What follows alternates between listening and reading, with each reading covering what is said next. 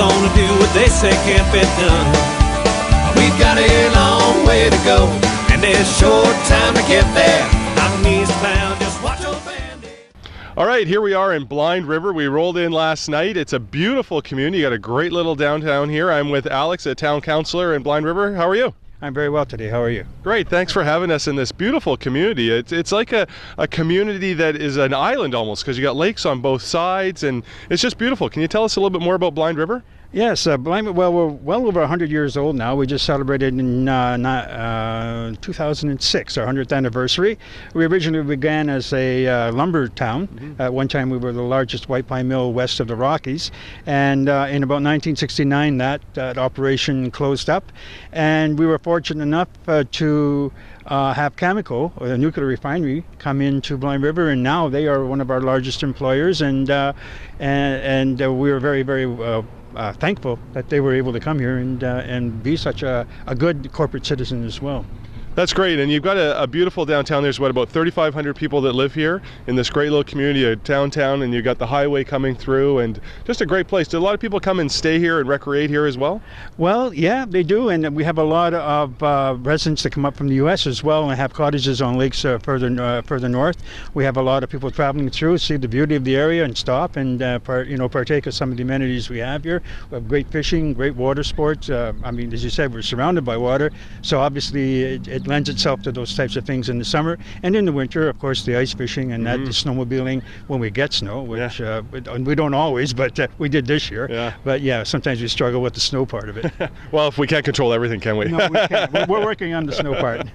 All right, so as we travel across this country, we're trying to understand some of the challenges that local government is going through, and I'm sure Blind River is no different than any other. Can you share some of the challenges specifically here that you're going through? Well, as you say, we're really not any different from any other community, and we're being a rather small community.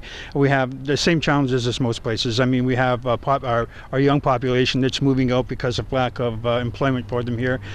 We have struggling with our infrastructure and how we're going to manage that in the years to come. Where the dollar is going to come from with government cutbacks and whatnot.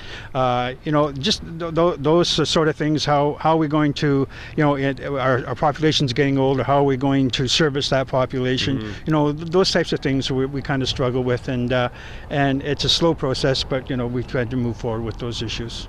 Excellent, excellent. Yeah, we've heard similar stories from other municipalities or communities across this country. But there's a lot of great stuff going on here. And can you share with us and our colleagues across this country something that may be able to learn from some of the successes that Blind River's had?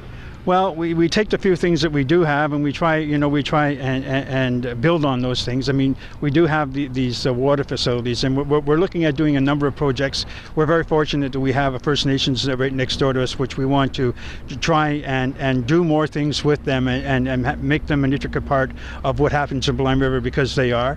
And so that's one of the challenges that we're working with now. We want to do some projects on a relatively large scale, utilizing the waterways that we have. So we're working with them and to do some interpretive things as well up the river, because most of the property north of here is owned by First Nations, or they have it's their land. So we want to try and do some of those things in conjunction with them and develop those sort of things. And I think that's where maybe our future might lie.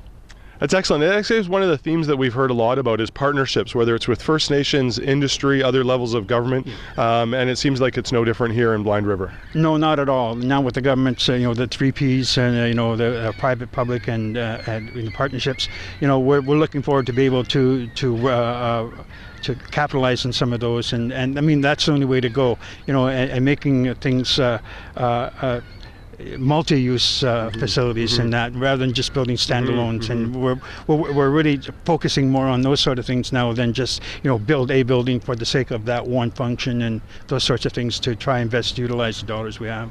Excellent. Well, thanks for sharing with us here in beautiful Blind River, Ontario.